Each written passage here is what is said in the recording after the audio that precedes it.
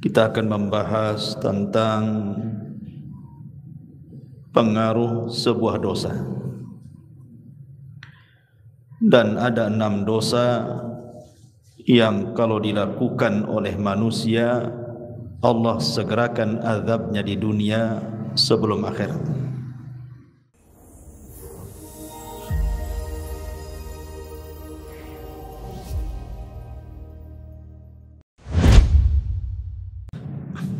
Bismillahirrahmanirrahim. Assalamualaikum warahmatullahi wabarakatuh.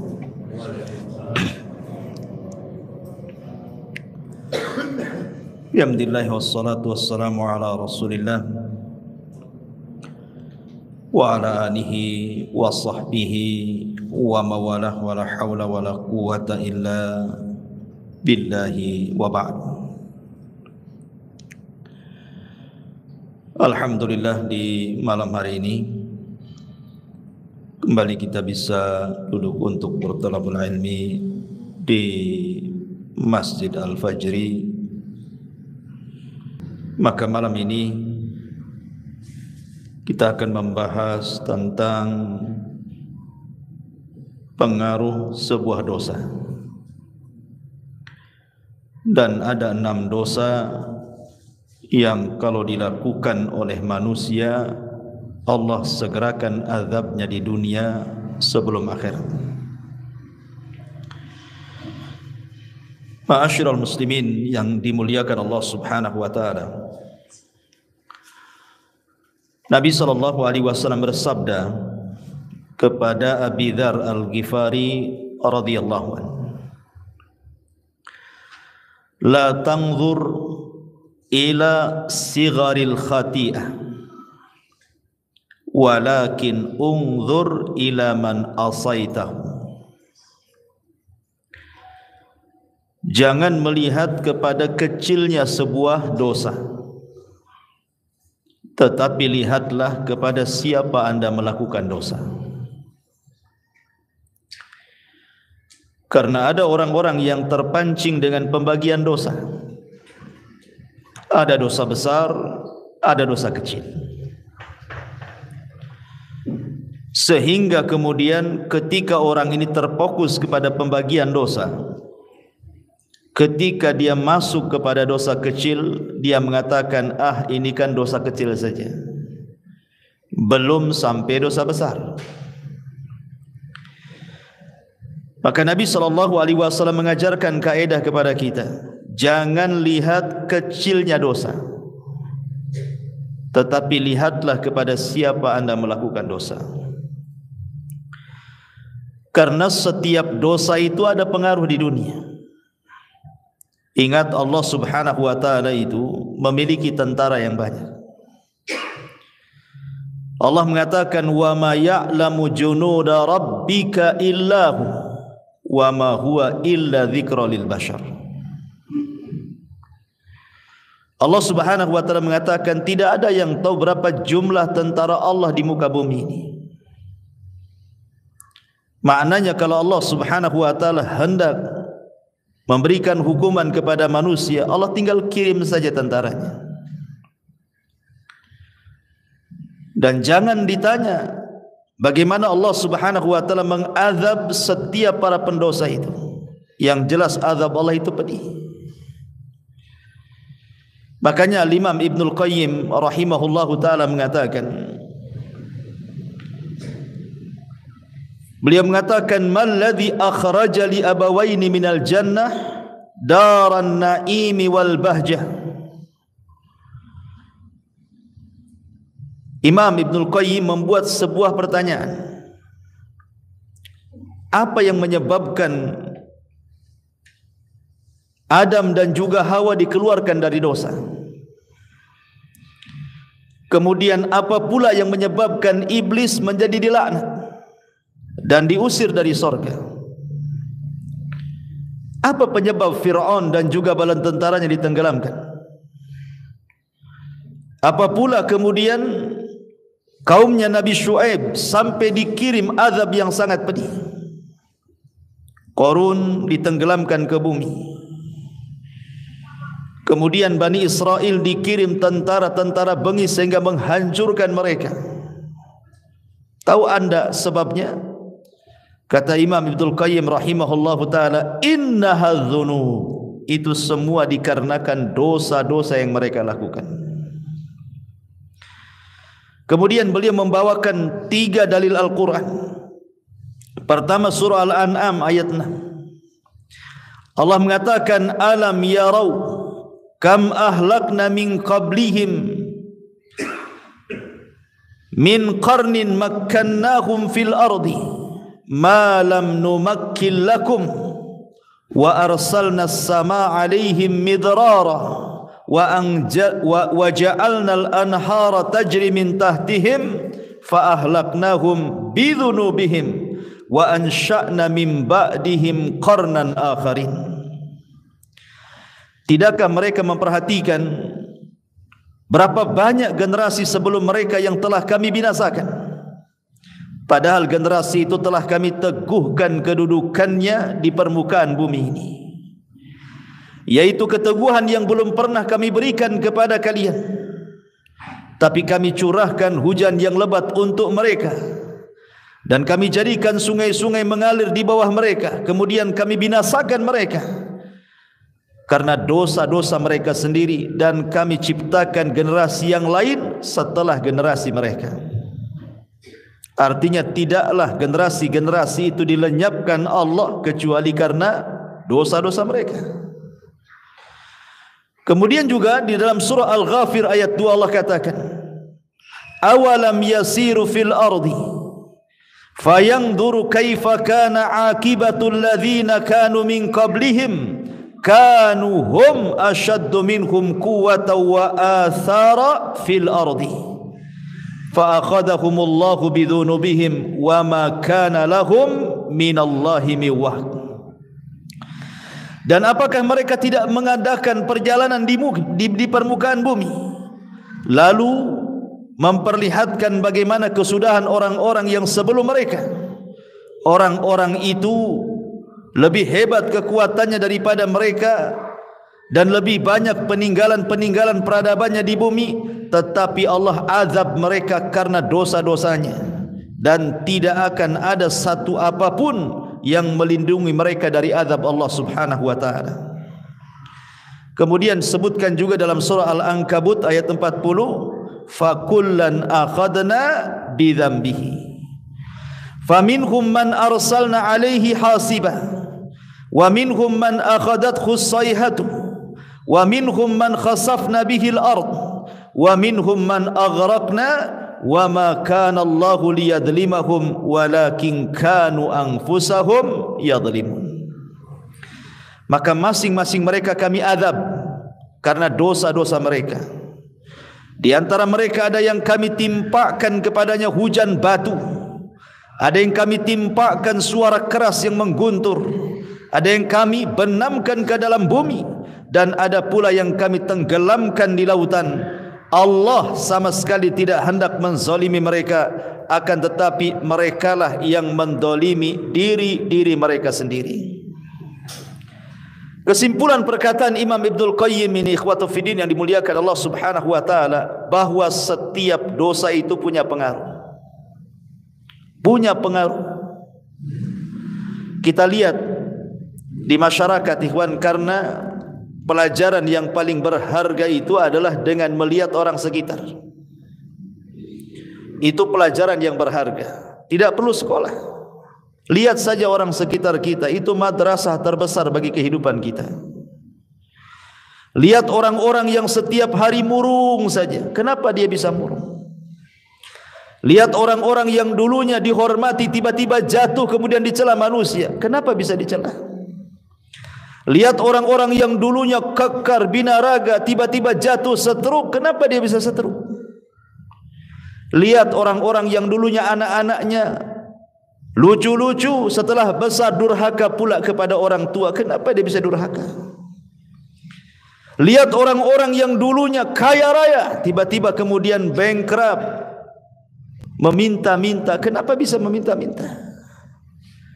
Lihat orang-orang yang terbaring, hidupnya hanya menangis, sedih, ditinggalkan manusia. Kenapa mereka sampai seperti itu? Tidak lain dan bukan, ma'asyiral muslimin yang dimuliakan Allah Azza wa Jalla, itu kan disebabkan dosa. Ada orang-orang yang tidak diberikan taufik oleh Allah, susah ibadah, susah belajar, selalu bertengkar dengan manusia, tidak baik hubungan dengan keluarganya, dan begitu seterusnya. Kita saksikan di masyarakat macam-macam orang, atau mungkin kita rasakan.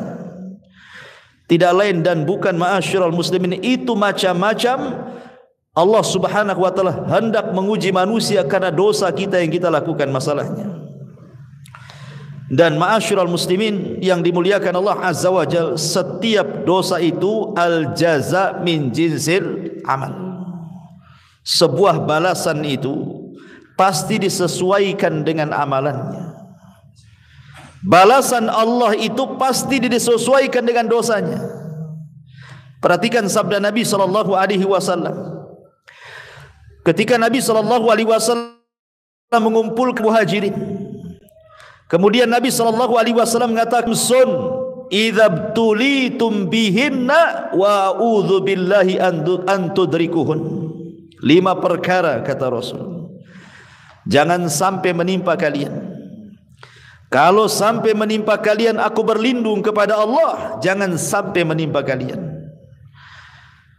Yang pertama kata Rasul, lam tazharil fahisha fi qaumin qat hatta yu'linu biha illa fasha fihi mutta'un wal auja allati lam takun madat fi aslafihim alladhina madaw.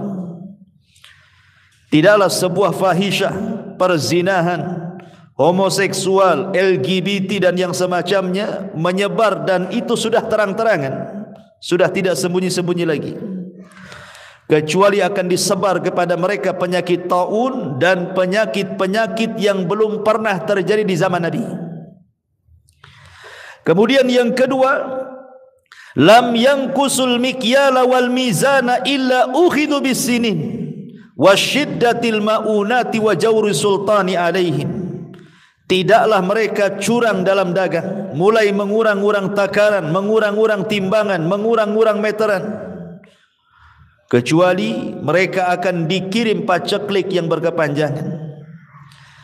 Susahnya ekonomi bahkan dikuasakan kepada mereka penguasa-penguasa zalim. Kemudian yang ketiga, walam yamna'u zakata amwalihim illa muni'ul qatra minas sama walaulal bahaim lam yumtaru. Tidaklah mereka bakhil, tidak mau mengeluarkan zakat-zakat mereka, kecuali Allah tahan hujan dari langit. Kalaupun turun hujan, itu hanya untuk binatang-binatang ternak, tapi tidak menyuburkan bagi manusia. Kemudian yang keempat, walam yanqudu ahdallah wa ahda rasulihi illa sallatallahu alaihim aduwan min ghairihim fa ukhidu ba'da ma fi aidihim. Tidaklah mereka mulai membatalkan perjanjian dengan Allah dan dengan Rasulnya, artinya tidak taat dengan perintah Allah dan Rasulnya, kecuali akan dikuasakan kepada mereka musuh dari luar, kemudian mengambil sebagian harta kalian. Dan yang terakhir, wa man lam tahkum a'immatuhum bi kitabillah wa yatakhayyaruna mimma anzalallah illa ja'alallahu ba'sahum bainahum. Dan tidaklah para pemimpin-pemimpin kaum muslimin menegakkan kitab Allah, dan mereka memilih di luar daripada apa yang diturunkan Allah, kecuali Allah akan retakkan mereka, Allah akan buat mereka berselisih. Inilah 5 dosa yang kata Imam Ibnul Qayyim rahimahullahu ta'ala, perhatikan, al-jaza min jinsil amal. Balasan itu disesuaikan dengan dosa yang diamalkannya. Yang pertama, ketika Allah subhanahu wa ta'ala menimpakan berbagai macam penyakit taun dan yang semacamnya kepada orang-orang yang mereka terang-terangan melakukan zina, melakukan homoseksual, LGBT atau yang lainnya, kenapa Allah timpakan dengan berbagai macam penyakit? Kata beliau, fadhuhurul fawahish Adapun tampaknya fahisyah, maksudnya perbuatan zina dan yang semacamnya itu. Kemudian ditimpakan penyakit-penyakit iqaban yukafi maladzatiha. Maka ketika orang melakukan zina kemudian dikirim penyakit, maka itu sesuai dengan kelezatan maksiat yang dirasakannya. Ketika dia melakukan maksiat, dia merasakan lezat dengan maksiatnya. Dia tidak merasa bahwa itu perbuatan dosa.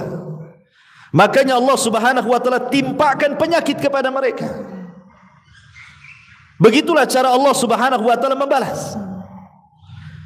Sebagaimana dia merasa lezat ketika melakukan maksiat, ketika datang penyakit, maka dia merasa sakit luar biasa.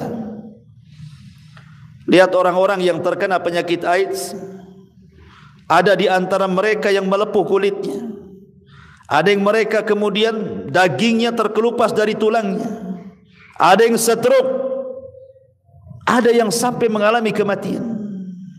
Begitulah Allah Subhanahu wa taala balas al-jaza min jinsil amal. Kemudian kenapa Allah Subhanahu wa taala tidak menurunkan hujan kepada orang-orang yang mereka yang kedua, kenapa Allah Subhanahu wa taala mengirim paceklik yang banyak? Kemudian susah ekonomi, kemudian dikuasakan pemimpin yang zalim kepada mereka orang-orang yang curang dalam berdagang. Kata Imam Ibnul Qayyim rahimahullahu taala, wa zulmun nasi li ba'dihim al-ba'dha fi arzakihim bil ghishi wal khida fil mizani tuqabiluhu uqubata habsir rizqi bil jafafi wal majaati wa zulmi sultani ra'iyatihi. Kata beliau, karena orang yang mengurang-urang takaran, mengurang-urang timbangan meteran atau curang dalam berdagang, hakikatnya dia sedang melakukan kezaliman. Dia sedang melakukan kezaliman kepada orang lain. Bisa saja orang-orang yang Anda curang itu dia anak yatim, atau mungkin orang miskin, atau orang susah. Berarti hakikatnya Anda memakan harta anak yatim, memakan harta orang-orang miskin dan begitu seterusnya. Makanya al-jaza min jinsil amal. Ketika Anda dengan curang itu merasa bahwa dengan itu akan mendapat keuntungan yang banyak. Kan orang curang itu kan keyakinannya dia dapat untung yang banyak kan. Kenapa dia kurangi dari 1 kilo 2 on, pikirnya 2 on itu akan dapat keuntungan bagi dia. Makanya kenapa hukumannya Allah tahan rizkinya. Justru Allah tahan rizkinya. Dengan cara apa? Dikirim paceklik walaupun hujan gak ada berkah. Kemudian dikirim kepada mereka susah ekonomi. Tujuannya ingin mendapatkan ekonomi, Allah persusah pula ekonominya. Kemudian dikirim para penguasa yang zalim, akhirnya membuat aturan-aturan menyusahkan masyarakat. Lihat bagaimana al-jaza min jinsil amal, kata Imam Ibnul Qayyim rahimahullahu ta'ala. Begitu juga wa man unnasi li zakatihim, dan orang yang mencegah manusia untuk mengeluarkan zakatnya. Yu'aqibun nas alaihi bi uqubati min jinsihi min jinsi dzambihi. Kata Imam Ibnul Qayyim juga, maka Allah Subhanahu wa taala memberikan balasan sesuai dengan jenis dosanya. Ketika dia menahan zakat, Allah tahan juga hujan. Ketika mereka menahan, Allah tahan juga. Ketika mereka melepaskan zakat, Allah lepaskan hujannya. Kalaupun seandainya ada hujan itu bukan untuk kita, tetapi untuk binatang ternak saja. Kalau bukan karena binatang ternak, mungkin langit tidak akan hujan lagi. Adapun yang keempat, ketika Nabi SAW mengatakan, ketika mereka mulai memudarkan perjanjian Allah dengan Rasulnya, mulai mereka membantah Al-Quran dan Sunnah, tidak mau mengikuti perintah, menjauhi larangan, dan juga malah kemudian melakukan larangan, malah tidak menikmati yang dihalalkan, malah menikmati yang diharamkan. Maka kata Imam Ibnul Qayyim rahimahullahu ta'ala, maka mereka pun diberikan iqab sesuai dengan jenis dosanya. Apa jenis dosanya? Dikirim kepada mereka musuh dari luar. Karena kekuatan kaum muslimin itu, kalau mereka berpegang dengan Al-Quran dan Sunnah, ikhwan. Makanya kalau masjid-masjid kaum muslimin penuh di mana-mana, musuh-musuh Islam takut. Ketika anak-anak kaum muslimin sudah mereka kembali kepada Al-Quran, menghafal Al-Quran, kembali kepada hadis, menghafal hadis dan mempelajarinya, musuh-musuh Allah takut. Tapi ketika masjid mulai kosong, Al-Quran sudah tidak dipelajari, hadis dijauhi, Islam kemudian malah dibuat orang tidak suka, musuh senang, masuk musuh, akhirnya mencaplok sebagian kekuasaan kita. Al-jaza min jinsil amal. Dan yang terakhir, begitu juga ketika para pemimpin kita sudah tidak berhukum dengan hukum Allah, malah senang dengan hukum di luar daripada hukum Allah, dan mereka pilih pula itu pula hukum yang cocok bagi mereka. Mereka tinggalkan Quran dan Sunnah, maka Allah akan buat berselisih, akan dibuat berselisih di antara mereka. Dan itu sudah terjadi negeri kita kan, perselisihan antara kelompok ini dan kelompok itu, rebutan kekuasaan, sikut sana, sikut sini, ya kan? Sogok sana, sogok sini, celah sana, celah sini, bayar buzzer sana, bayar buzzer situ, kan itu ya. Akhirnya ribut negara. Ma'asyiral muslimin yang dimuliakan Allah Subhanahu wa taala. Dari sini menunjukkan bahwa apapun dosanya, baik umum seperti hadis ini, tetap ada pengaruhnya, apalagi khusus. Inilah yang kita akan bahas, dosa-dosa khusus, di mana Nabi SAW mengatakan ada 6 dosa yang kalau kita lakukan, maka Allah akan azab kita di dunia sebelum akhirat. Dan azab di dunia bukan menjadi kafarah bagi akhirat. Di akhirat tetap diazab, di dunia juga diazab. Subhanallah. Ma'asyiral muslimin yang dimuliakan Allah Azza wa Jalla, apa dosa yang disegerakan di dunia sebelum akhirat itu? Disebutkan dalam hadis Nabi sallallahu alaihi wasallam, yang pertama, Imam Abi Dawud, Tirmidzi, Ibnu Majah meriwayatkan sebuah hadis dari jalur Abi Bakrah radhiyallahu anhu. Nabi sallallahu alaihi wasallam bersabda, "Ma min dzambin ajdaru an yu'ajjilallahu li sahibihi al-'uqubata fid dunya ma'a ma yaddakhiruhu lahu fil akhirati mithlul baghi wa qati'atir rahimi." Dari Abi Bakrah radhiyallahu anhu, Nabi SAW bersabda, tidak ada satu dosa yang lebih pantas untuk disegerakan kepada pelakunya hukuman di dunia sebelum hukuman di akhirat, melainkan al-baghi wa qati'atir rahim. Pertama al-baghi, yang kedua qati'atur rahim. Hadis ini disahihkan oleh Syekh Nasiruddin Al-Albani rahimahullahu taala fi Sahih Abi Dawud. Jadi yang pertama al-baghi. Apa al-baghi? Al-baghi itu artinya az-zulmu, kezaliman. Kezaliman ini ikhwatu fillah muliakan Allah Subhanahu wa taala, sangat dibenci oleh Allah Subhanahu wa taala. Makanya Allah Subhanahu wa taala berfirman dalam hadis qudsi, apa firman-Nya? Inni haramtu zulma ala nafsi wa ja'altuhu muharraman bainakum fala tadhalamu. Kuharamkan kezaliman kepada diriku dan kuharamkan kezaliman pula bagi kalian. Ma'asyiral muslimin yang dimuliakan Allah Azza wa Jalla, saya akan sebutkan beberapa kisah menunjukkan bahwa zalim itu akan ada hukuman di dunia sebelum akhirat. Ingat ketika saya menceritakan kepada antum tentang kisah Hajjaj ibn Yusuf al-Thaqafi. Hajjaj ibn Yusuf al-Thaqafi, seorang jenderal hafal Quran tetapi bengis. Berapa banyak jiwa para sahabat, para tabi'in dibantai dia. Jadi suatu ketika dia melakukan penyerangan dan menaklukkan Mekah dan Madinah,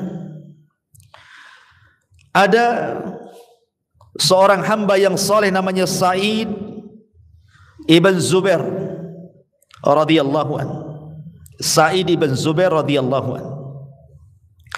Sa'id ibn Zubair disiksa oleh Hajjaj ibn Yusuf. Sampai akhirnya kemudian dia dirantai mulai dari leher, tangan dan kaki. Sampai dia mengatakan kepada Hajjaj, ya Hajjaj, kalau engkau hendak membunuhku silahkan, tapi tolong sekarang waktu solat, aku ingin solat. Kemudian kata Hajjaj ibn Yusuf ini, ya adu Allah, wahai musuh Allah, engkau tinggal solat saja, mau kuarahkan ke kiblat mana? Baik, kuarahkan kau ke kiblatnya orang-orang Nasrani, katanya. Subhanallah, Hajjaj zalim. Ya. Maka Sa'id ibn Zubair mengatakan, terserah, karena Allah Subhanahu wa taala mengatakan, fa aina ma tuwallu fa thamma wajhullah. Kemanapun aku mengarah di sana ada wajah Allah. Akhirnya kemudian sebelum dibunuh oleh Hajjaj di pantai ini, Sa'id ibn Zubair ini berdoa kepada Allah Subhanahu wa taala dan mengatakan, ya Rabb, jangan engkau kuasakan kezaliman Hajjaj setelah aku, cukuplah aku yang terakhir. Maka setelah Sa'id ibn Zubair dibunuh secara zalim oleh Hajjaj ibn Yusuf ini, 40 hari setelahnya, Hajjaj selalu bermimpi, dalam mimpinya berjumpa dengan Sa'id ibn Zubair. Kemudian terngiang-ngiang setiap hari. Akhirnya dia pun jatuh sakit dan mengalami sakit yang hebat, yang rasa sakitnya tidak ada yang tahu kecuali Allah. Sebab itulah dia meninggal. Lihat, sadaqa Rasul sallallahu alaihi wasallam bahwa kezaliman itu akan disegerakan azabnya di dunia sebelum akhirat. Bahkan dikisahkan, ma'asyiral muslimin yang dimuliakan Allah Azza wa Jalla, dari Yahya al-Burmuki rahimahullahu ta'ala. Yahya al-Burmuki ini adalah salah satu menteri pada kekhilafan Harun ar-Rasyid. Harun ar-Rasyid menjadikan Yahya al-Burmuki ini salah satu wazirnya, penasehatnya. Tetapi kemudian amanah daripada Harun ar-Rasyid, jabatan yang diberikan kepada Yahya al-Burmuki ini melewati batas kewenangan dia.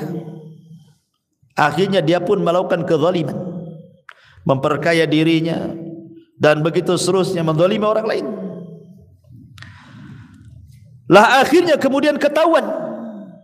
Maka Harun ar-Rasyid marah karena kezaliman yang dilakukan Yahya al-Burmuki ini. Akhirnya sama Harun ar-Rasyid dimiskinkan dia, ditangkap ia dan Fadl anaknya, dimasukkan ke dalam penjara. Dalam penjara, anaknya tidak tahu menahu kenapa bapaknya dan dianya bisa masuk penjara. Di dalam penjara ini anaknya ngomong sama bapaknya, ya abi, ba'dal amri wan nahi wan ni'mati sirna ila hadha. Wahai ayahku, saya ingin tanya sesuatu.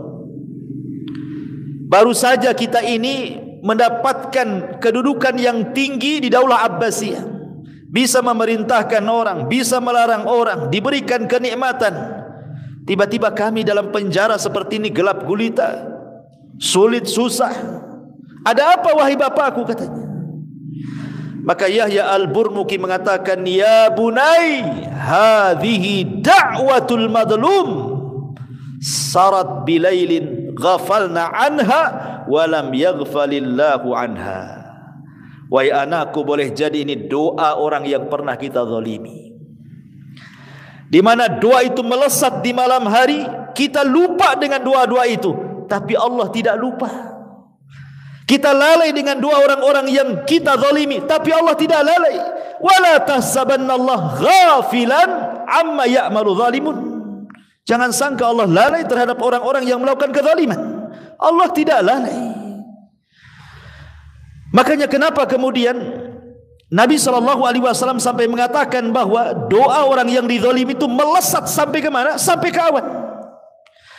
Kemudian Allah mengatakan, wa bi'izzati la ansurannahu walau ba'dahi. Maka Allah berfirman dari atas sana, demi kemuliaanku, kata Allah, aku akan tolong orang yang dizalimi ini sampai batas waktunya. Sampai-sampai Imam Abdul Qayyim mengatakan, walaupun yang dizalimi itu orang kafir sekalipun, Allah akan tolong dia. Bukan karena Allah menolong kekafirannya, tidak, tapi Allah melihat dia di posisi orang yang dizalimi.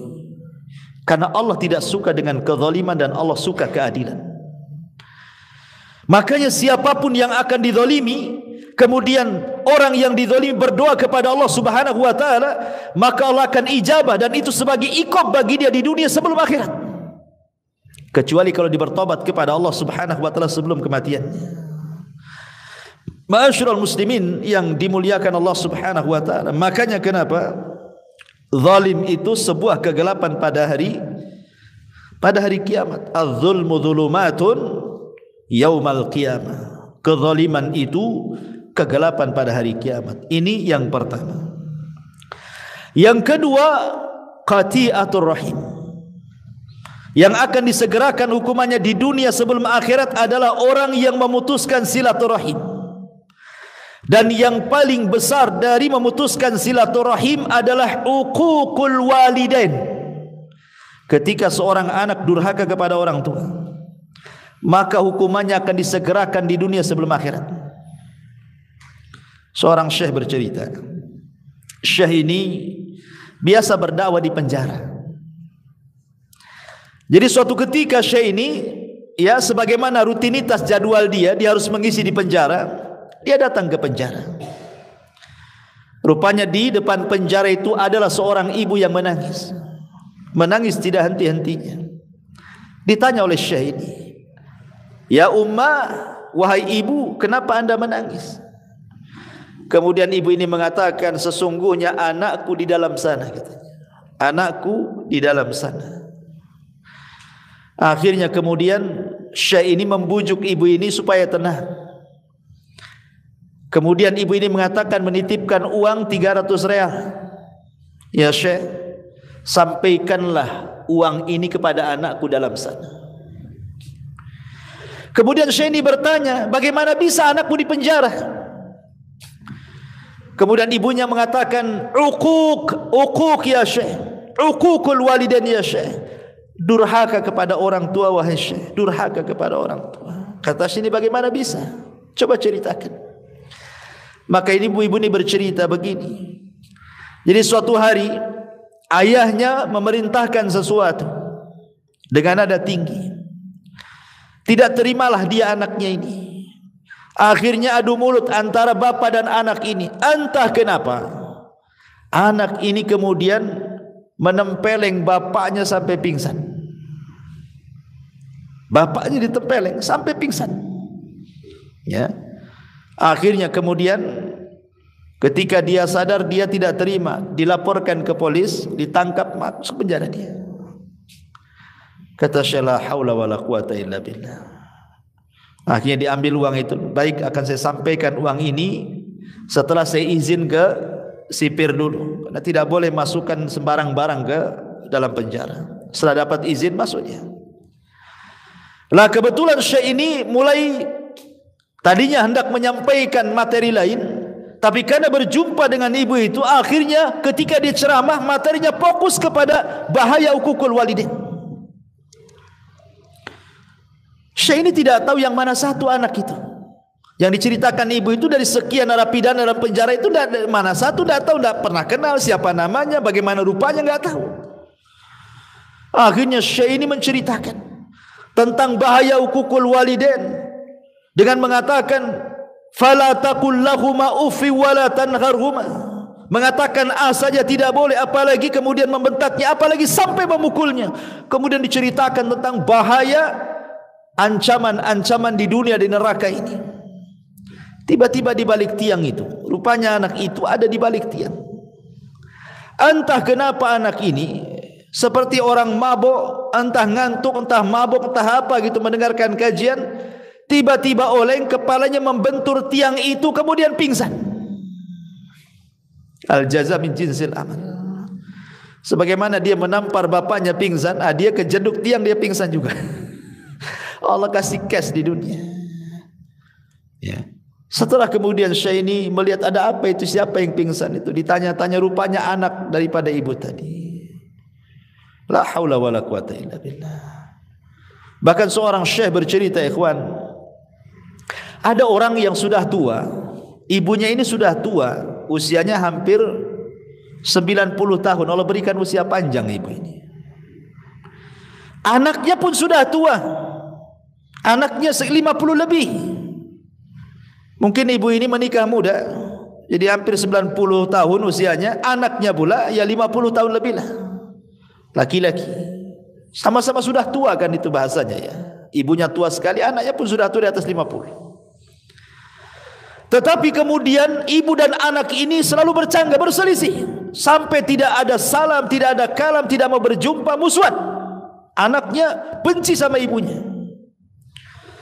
Akhirnya kemudian ibu ini, namanya orang tua, ikhwatu fiddin, sejahat apapun anak, namanya orang tua itu pasti ada waktu redanya, pasti akan kembali sayangnya. Bagaimanapun itu kan darah daging dia.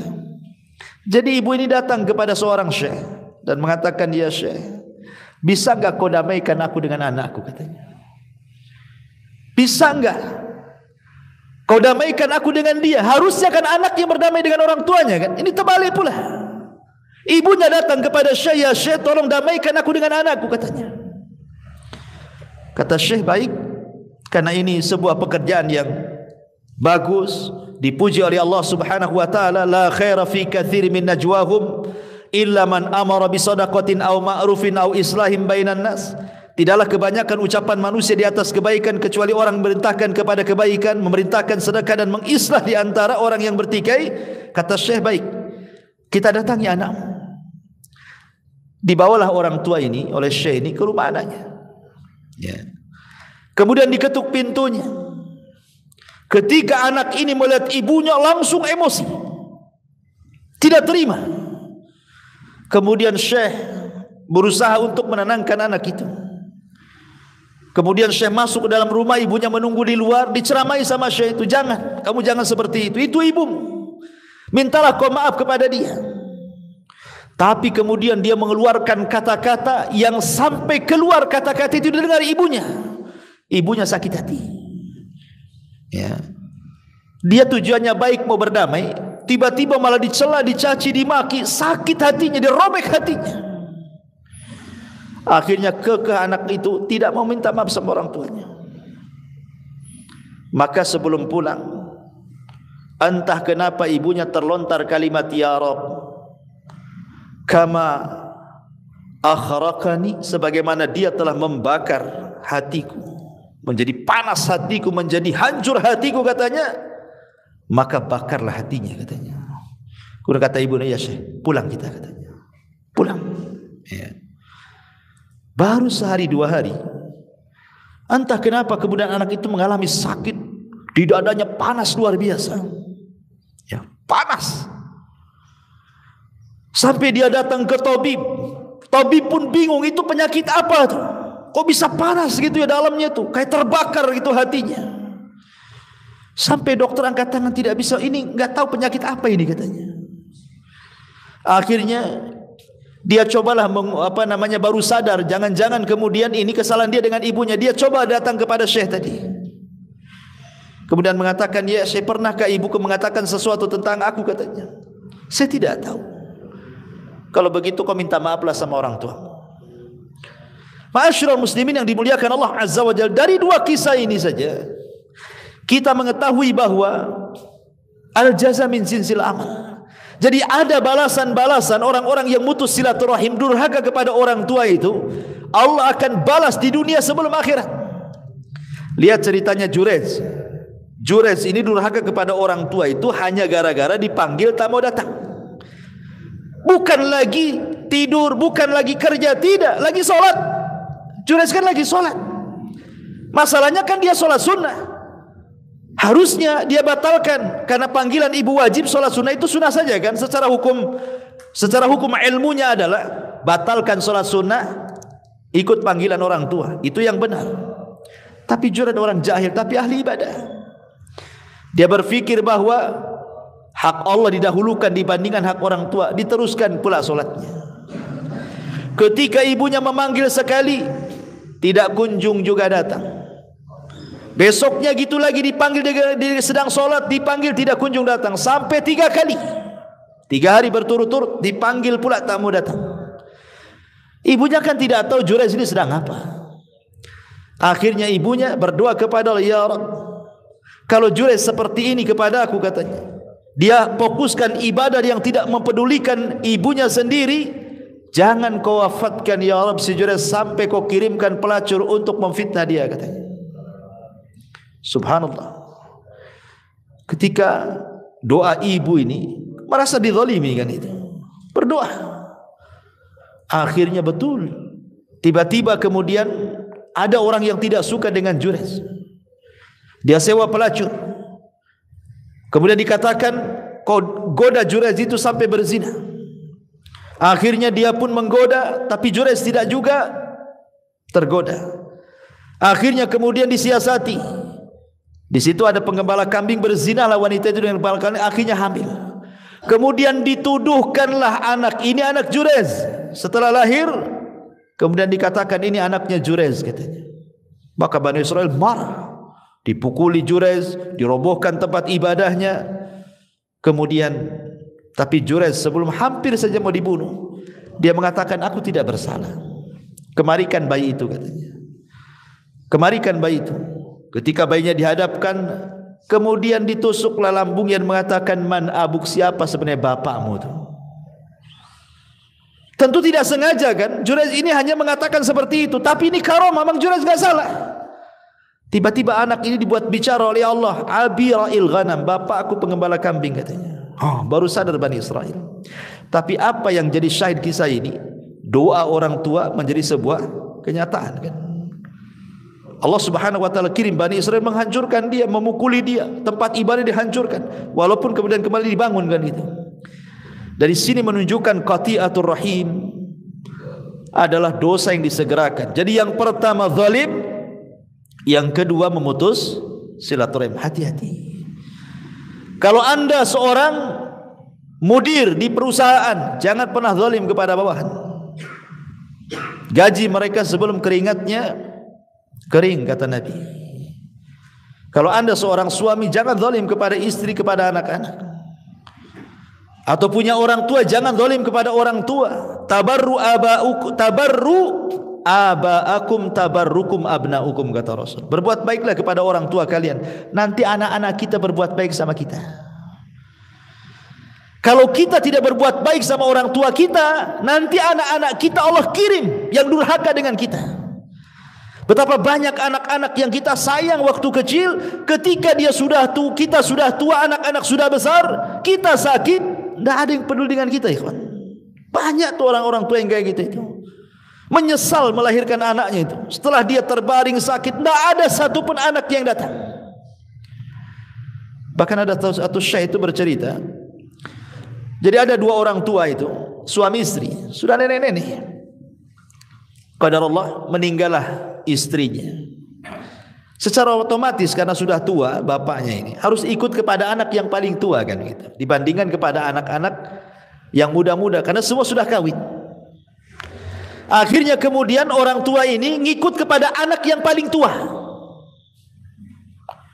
Sehari dua hari tidak ada masalah, seminggu dua minggu tidak ada masalah, sebulan dua bulan mulai ada masalah.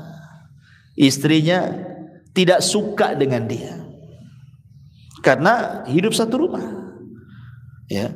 Entah kenapa istrinya kemudian ngomong sama suaminya setelah perdebatan yang panjang, meminta supaya bapaknya jangan tinggal di dalam rumah, katanya. Lah kebetulan di samping rumah itu ada kamar khusus untuk sopir.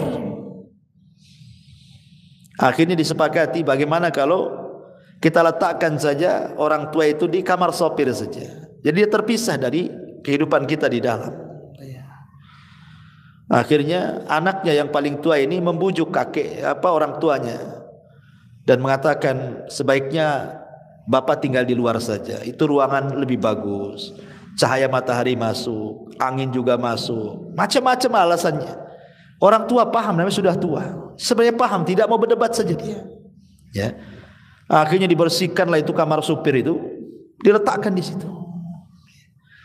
Satu hari dua hari masih ditengok, dua tiga hari masih ditengok, sebulan dua bulan sudah mulai dicueki. Ya kadang ditengok kadang tidak.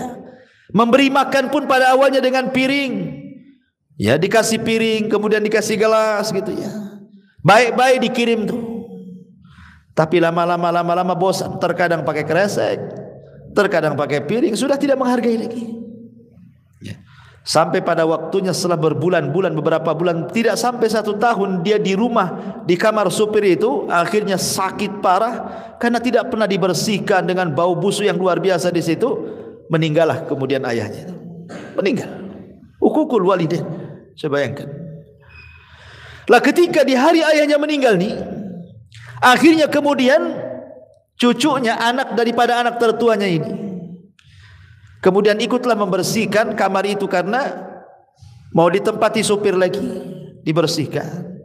Ketika masuk, bau busuk yang luar biasa di dalam itu, sampah berserakan, enggak pernah disapu gitu. Lah anaknya ini kan punya anak, artinya cucu daripada si kakeknya yang meninggal tuh, masih kecil, ya, sekitar 8 atau 7 tahunan. Masuklah ke kolong ranjang itu, tempat kakeknya tidur itu. Rupanya di situ ada piring dan gelas. Kemudian diambillah piring dan gelas itu, tiba-tiba dipeluknya. Kemudian ayahnya mengatakan, nak, lempar nak, itu piring kakekmu itu, dia sudah meninggal, sudah tidak ada gunanya, kotor nak, katanya. Tapi anak ini tidak mau melepaskan. Entah kenapa, mungkin Allah buat dia bicara dan mengatakan, tidak, aku ingin jadikan gelas dan piring ini untuk menyuapi engkau wahai ayahku jika engkau sakit, tidak sebagaimana kakek yang kau tidak pernah suapi dia, katanya. Subhanallah. Diingatkan sama anaknya yang umur 7 tahun. Bagaimana dia bisa ngomong begitu kalau Allah tidak bicara? Coba, Allah yang buat bicara anak itu ngomong begitu. Kadang anak-anak segitu kan polos ngomongnya. Dari situ dia menyesal, dipeluknya kasurnya, menyesal saat jadi-jadinya. Apa menunggu orang tua kita meninggal baru kita menyesal berbuat baik, ikhwan? Ya, ma'asyiral muslimin yang dimuliakan Allah Azza wa Jalla. Ini yang kedua. Yang ketiga, kata Nabi sallallahu alaihi wasallam, adalah al-khiyanatu wal kadhib. Dan yang keempat, yang ketiga dan keempat, yang ketiga al-khiyanat dan yang keempat al-kadhib. Dan itu berdasarkan hadis yang dikeluarkan al-Imam At-Tabrani.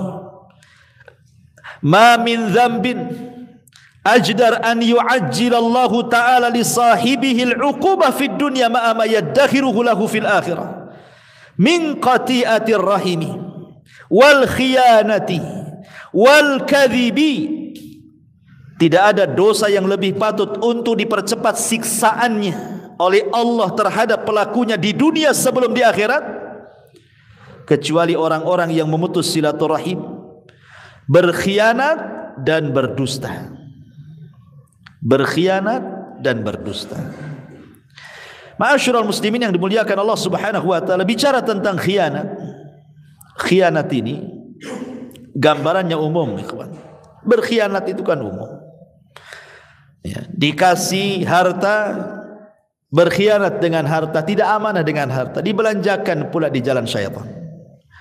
Diberikan jabatan, tidak amanah dengan jabatannya, berbuat zalim kepada bawahan, berbuat zalim kepada rakyat, dan begitu seterusnya. Berkhianat. Ya. Makanya kenapa Nabi SAW menjadikan khianat itu adalah tanda-tanda dekatnya kiamat. Kata Nabi SAW, la taqumus sa'ah hatta yadhhar al-fushu wat-tafakhushu wa qati'atur rahimi wa su'ul mujawarati wa hatta yu'tamanul kha'in wa yukhawwanul amin. Tidak akan terjadi hari kiamat sehingga muncul perkataan keji, kebiasaan berkata keji, memutuskan kerabat, keburukan bertetangga, dan sehingga orang-orang khianat diberikan amanah, sedangkan orang-orang yang amanah dianggap berkhianat.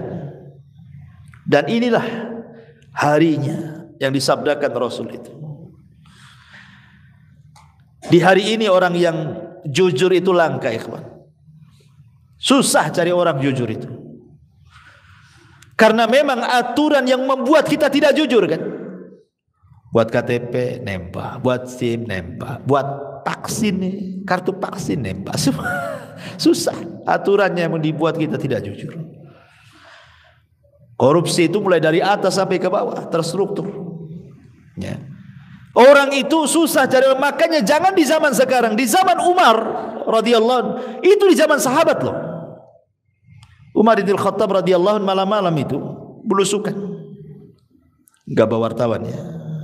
Kemudian tengoklah ada tenda, kok bercahaya di situ.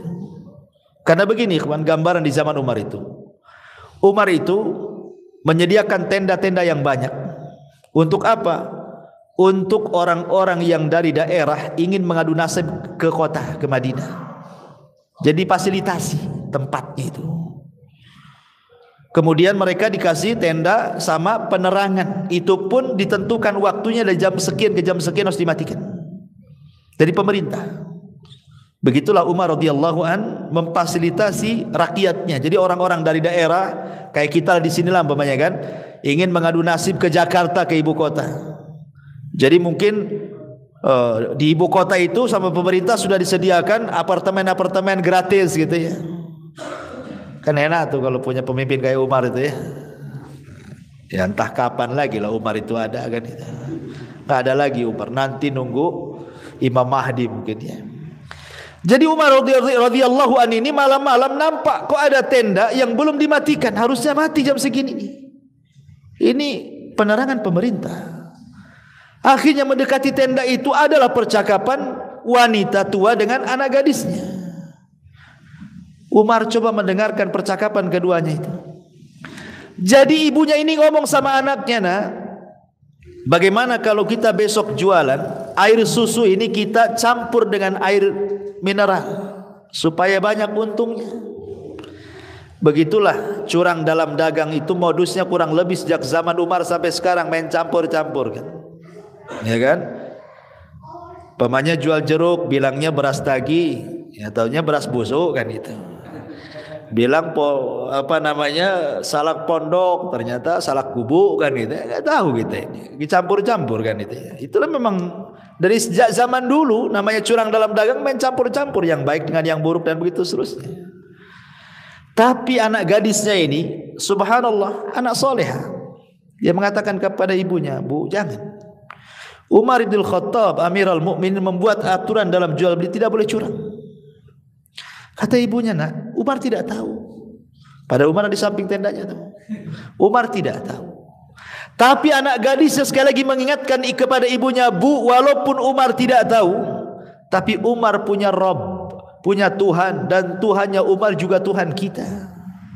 Tuhannya Umar tahu." Ya. Akhirnya sadar ibunya. Umar bergegas pulang, kumpulkan anak laki-lakinya semua, Ibnu Umar, Qasim ibn Umar, anak laki-lakinya banyak. Kata Umar bin Khattab, "Siapa yang siap nikah di antara kalian?" "Siapa?" katanya. "Tuh ada bibit unggul tuh sana," katanya. Rupanya Qasim ibn Umar mengatakan, "Saya wahai abi, besok ikut saya." Dilamarkan gadis dalam tenda.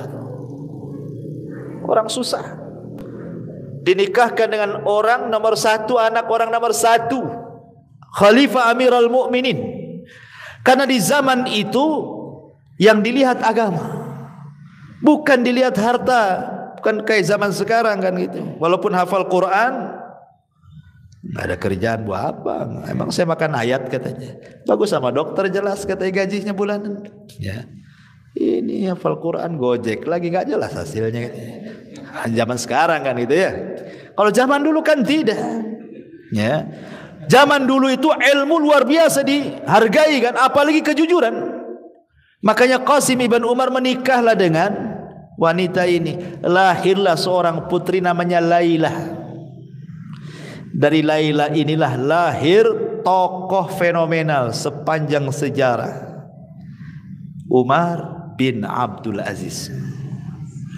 2 tahun 5 bulan berkuasa, nggak ada orang miskin di zamannya. Dialah penegak keadilan sampai orang menyangka itulah Al-Mahdi yang dikatakan Nabi. Ya.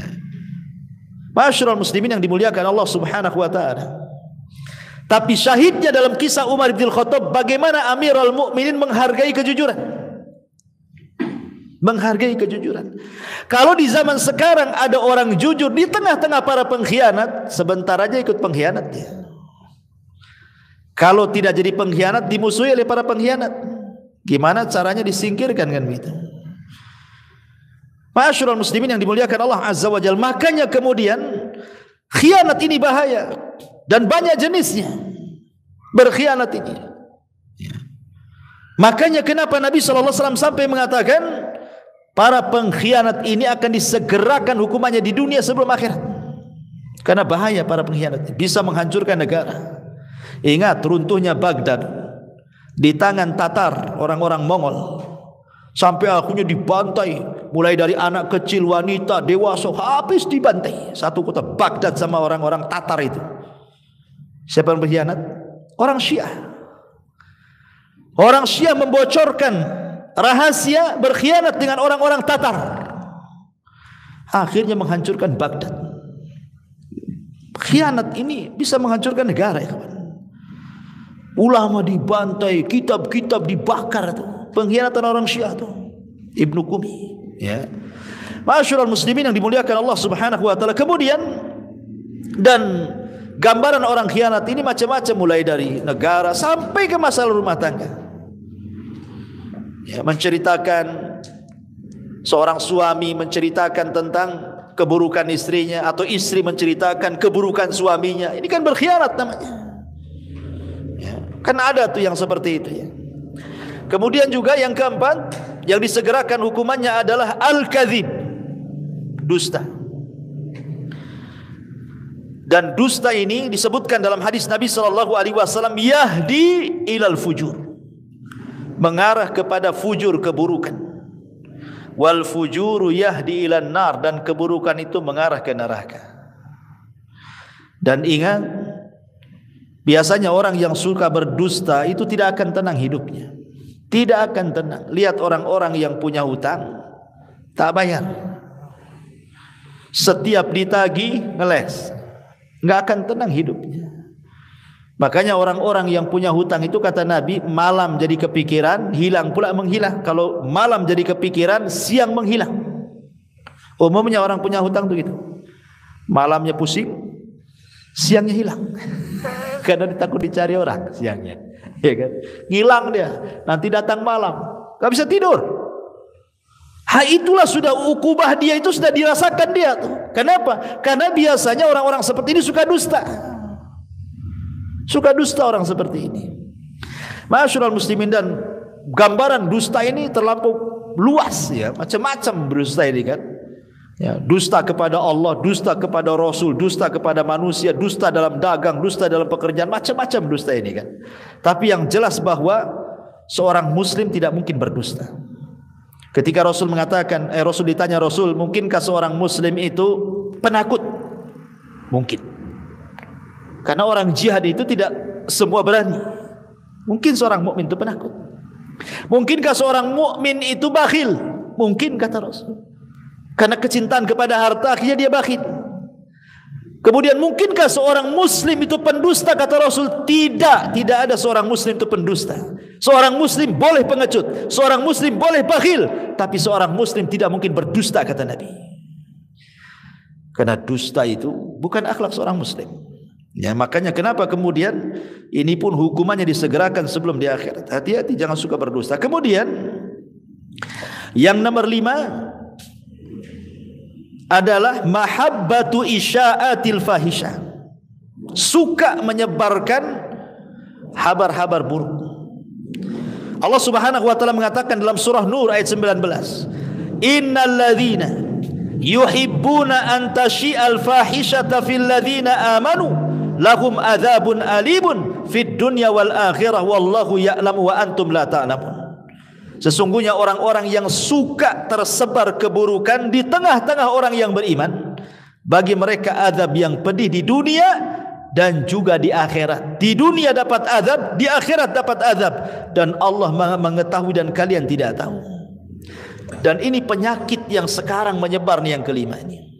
Bayangkan, Al-Quran yang mengatakan baru cinta saja tersebarnya sebuah keburukan, itu sudah diazab di dunia.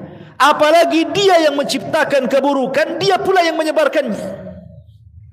Sekarang ada handphone di mana-mana. Terkadang-kadang kalau dia orang awam, tidak tahu apa-apa gitu kan, buat konten. kontennya itu maksiat. Nah, umpamanya seorang perempuan joget-joget nampak aurat, habis itu di-share, ya kan? Di TikTok kok di apa supaya dapat pendukung, penonton, ya, subscribe, ya. Subhanallah, itu menyebarkan keburukan. Menyebarkan musik-musik yang enggak jelas, ya kan? Atau menyebarkan berita, ini tahun politik nih, hati-hati nih. Saling serang-serangan enggak jelas, ya kan? Menjelekkan yang sana, yang ini menjelekkan yang sana gitu. Kemudian bazar-bazarnya ngikut komentar. Antasyial fahisyah. Hati-hati. Ya, ini tahun-tahun politik, hati-hati. Tahun-tahun politik itu banyak beristighfar lah, meminta kepada Allah supaya Allah memberikan pemimpin yang terbaik. Ya kan? Karena tahun-tahun politik ini antum akan melihat bagaimana fitnah-fitnah menyebar di medsos itu. Akan berseliweran tuh di YouTube antum itu. Entah berita-berita entah enggak jelas itu. Maka berlindunglah kepada Allah Azza wa Jalla. Jangan disukakan, oh senang, oh mantap nih karena saya milih yang ini. Ketika ini serang, oh mantap. Padahal dia enggak ikut, tapi kan senang kan? Senang saja diazab di dunia dan di akhirat kata Allah. Apalagi dia yang buat berita, dia yang wawancara di YouTube, dia pula yang menyebarkan dengan channelnya. Na'udzubillah. Jangan. Ya, jangan buat konten-konten fahisyah. Ya. Atau dia marah-marah di YouTube, kan ada tuh orang-orang marah itu kan, ngomong apa saja nggak jelas itu. Kadang-kadang keluar kata binatang disebar biar viral katanya. Anda bukan biar viral, Anda itu sedang mengundang azab Allah tuh. Ya. Makanya ma'asyiral muslimin ini juga diancam dalam Al-Qur'an surah Nur ayat 19. Dan yang terakhir, yang keenam adalah nifaq, kemunafikan. Allah Subhanahu wa taala berfirman di dalam Al-Qur'anul Karim, tepat pada ayat ke berapa? Ayat yang ke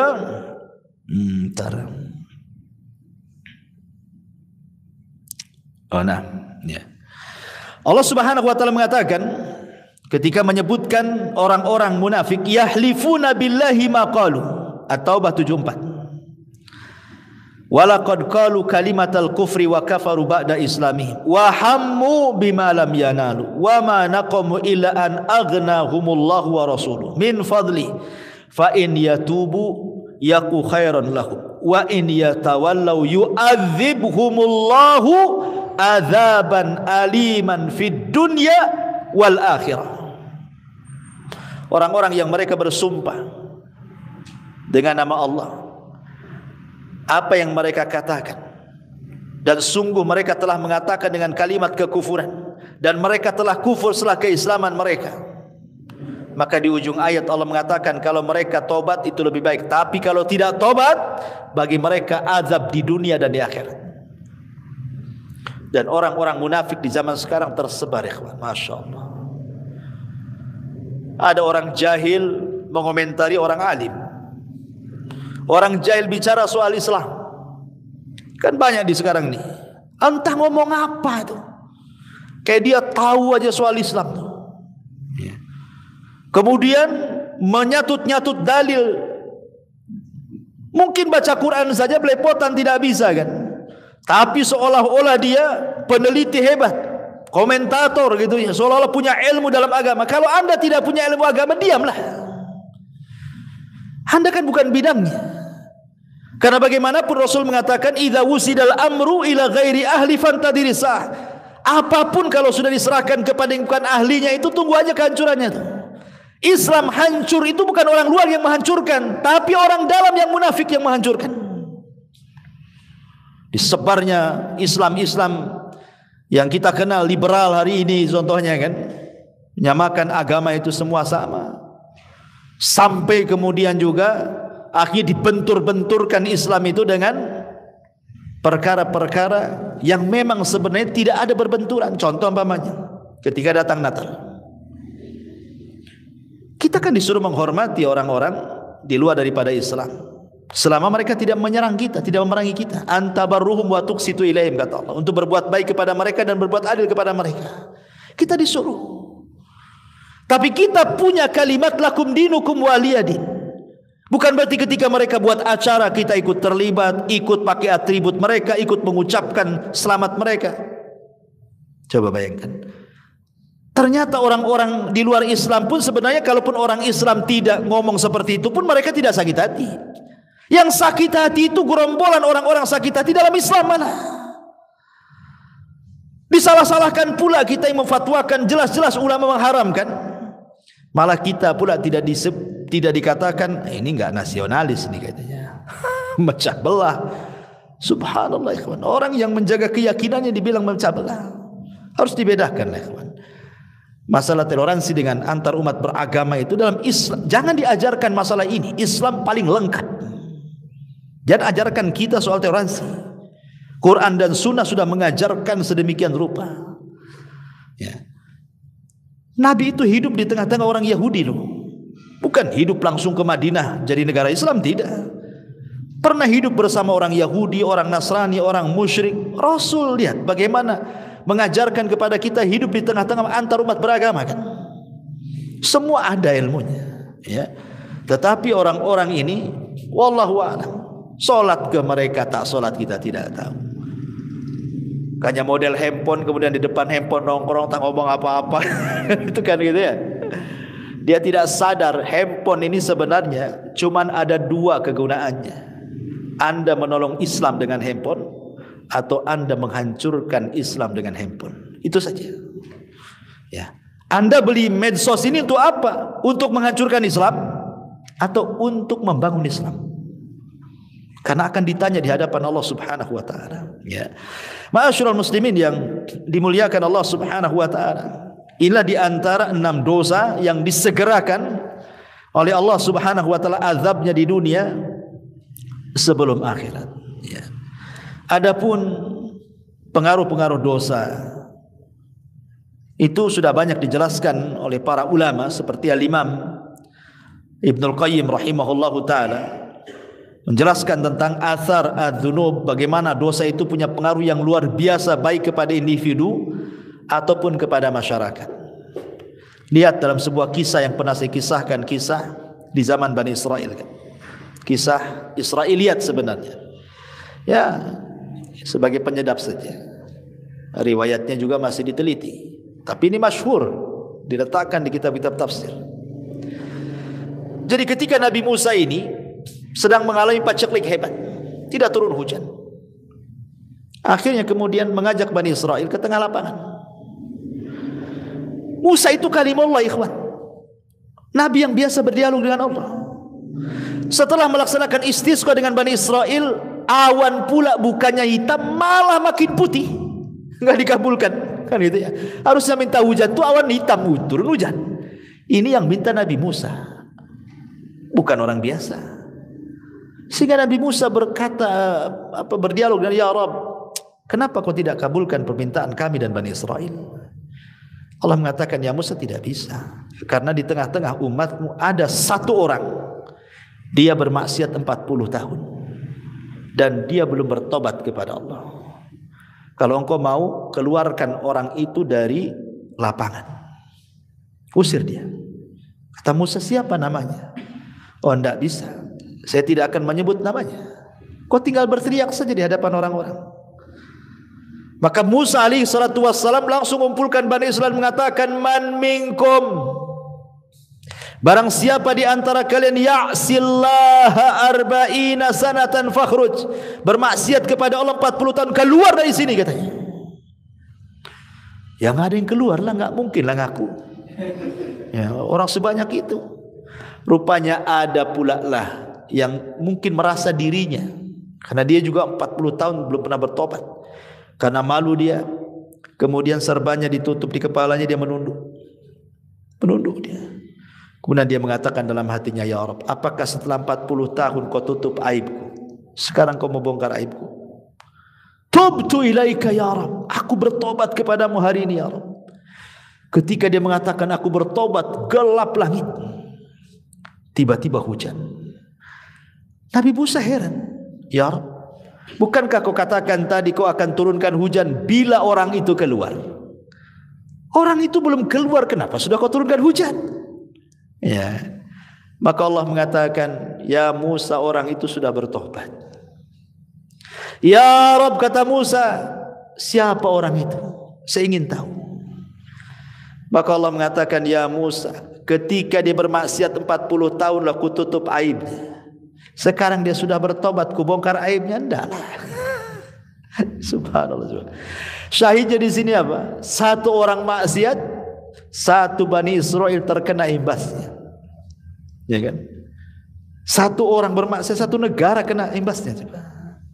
Itulah pengaruh maksiat. Ya, apalagi kepada pribadi, hadis yang tadi saya jelaskan di awal gitu ya.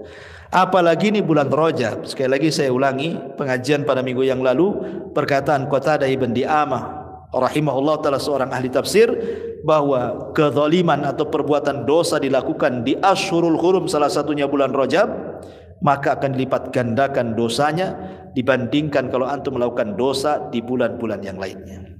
Wallahu a'lam bishawab. Ini saja yang bisa saya sampaikan. Mudah-mudahan ada manfaatnya. Subhanallah bihamdika, asyhadu an la ilaha illa anta, astaghfiruka wa atubu ilaik. Allahu ta'ala alam. Assalamualaikum warahmatullahi wabarakatuh. Intinya bahwa tolong berakhlak kepada Allah. Membahas tafsir dari surah Al-Imran. Lahirlah Imam Muslim, Abi Dawud, Tirmidzi, Ibnu Hibban. Jadi ketika Yunus alaihi salatu wassalam terkena undian itu,